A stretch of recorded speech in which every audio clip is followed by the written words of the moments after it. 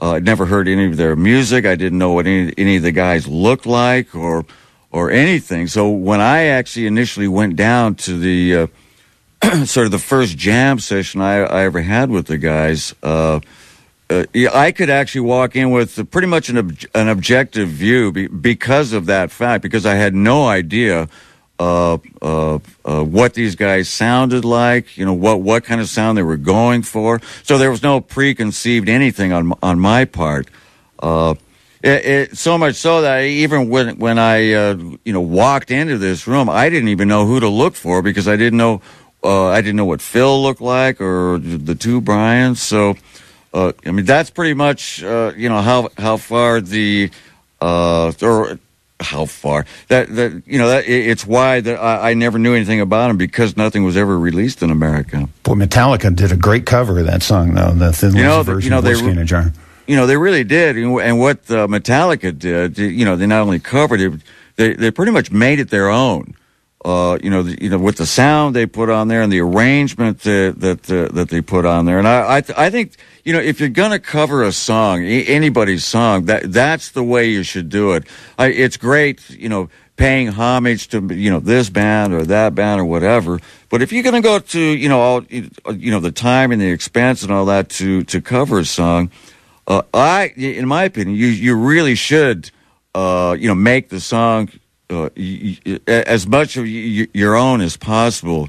It's like it's kind of the way we did it with Rosalie, the Bob Seger song. Now, if you actually heard the original version that that Bob Seger recorded, it's pretty much a real mid-tempo, much more acoustic type of song. And when Phil first brought it to everybody's attention that, hey, we should actually cover this song, I remember myself and Brian Roberts kind of looking at each other a little bit on the confused side. What are you talking about, Phil? Well, we don't actually get this, right? And that's when he picked up, the bass, and then he pumped up the tempo quite a bit, and that's when we got it. We understood what he was talking about. And then from there, Brian and I were able to add a lot more things to the song. And, we actually made that song our own. So much so that, John Sykes and myself, we did the live One Night Only Thin Lizzy album. And when it came to putting the credits down, I mistakenly said, oh, yeah, well, Phil wrote that song. And it was a huge embarrassment to me. We had to get a hold of the Seger people and apologize for our mistake in actually doing that. But it's what I mean. We had so made it our own, that one, that I'd completely forgotten that Bob Seger had written it. Whoops. Sorry about that. Let's do another song from Still Dangerous, the new album by Thin Lizzy, then more of your calls for Scott. I think you'll know this one, so I'll just play it here.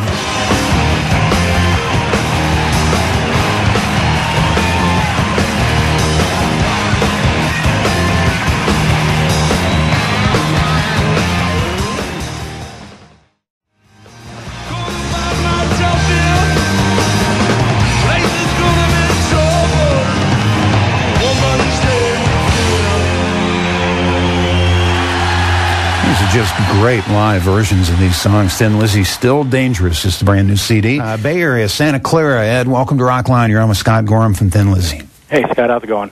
Hi, Ed. How are you? Good. Hey, I had the pleasure of meeting you a couple times, once after a 21 Gun show and a couple of Thin Lizzy shows.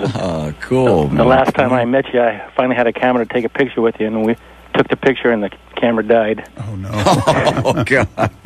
That's typical, curse. Isn't it? Yeah, there you go. Yeah, there's another Thin Lizzy curse. There well, hopefully next time. No, we'll get it the next time. Yeah, easy. Okay, so my questions for you are, you mentioned earlier about the Thin Lizzy curse, and there's one story I heard about where Brian got into some sort of fight in a bar or something and got his hand cut really badly and had to leave the tour, and I was wondering if you could elaborate maybe on that story. Yeah, that was kind of a big one for us there.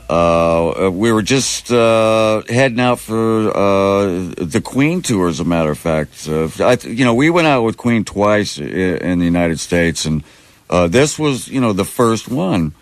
And, you know, it was a big deal for us. Once again, we hadn't played in America a lot. We, you know, offered this really great tour with Queen. It was going to be in you know, every arena, in every city, all over the So it was a big, important tour.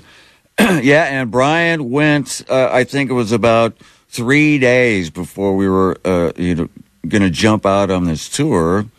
And unfortunately, Brian went out to this club in London. It was kind of a famous club. It was called the Speakeasy.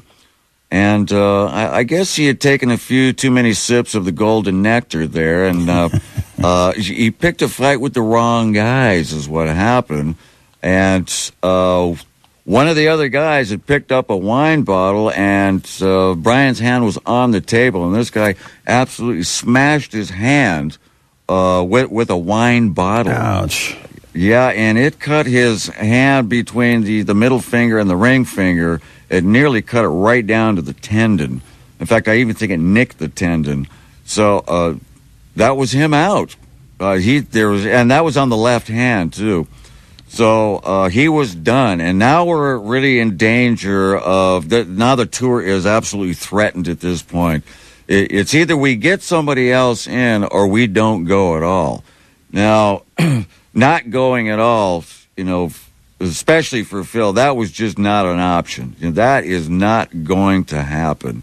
So our next option was, well, who's going to know these songs the best up until this point, and who's going to be able to catch on to them in the shortest space of time? And you know, the number one choice at that point, because he had previously been in the band for a short stint, was Gary Moore. So that's when Gary stepped in, and we continued on with the Queen tour. But it was kind of touch and go there for a while.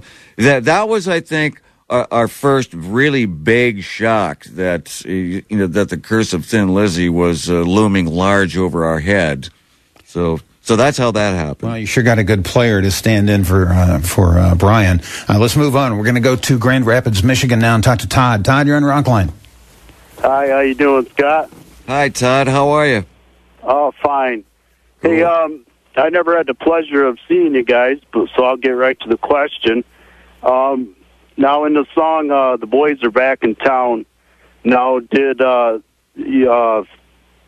says hanging out at Dino's Bar and Grill. Now, was Dino's Bar and Grill a spot where Thin Lizzy first got their start? No. As a matter of fact, Dino's Bar and Grill is actually a reference to oh geez, what's the name of that show? It had, you remember this, Bobby? You know, Kooky.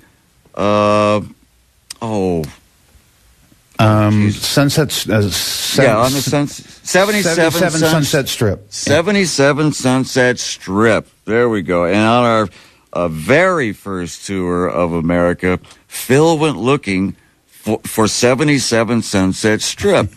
And, of course, it didn't exist. That's right.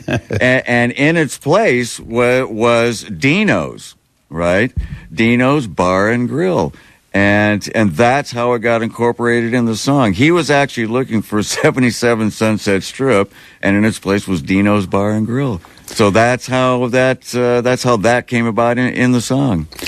There you got your story, Todd. Thanks for checking in with us tonight. We're going to play another song from Still Dangerous live at the Tower Theater in Philly, 1977. Let's take a walk on the Opium Trail.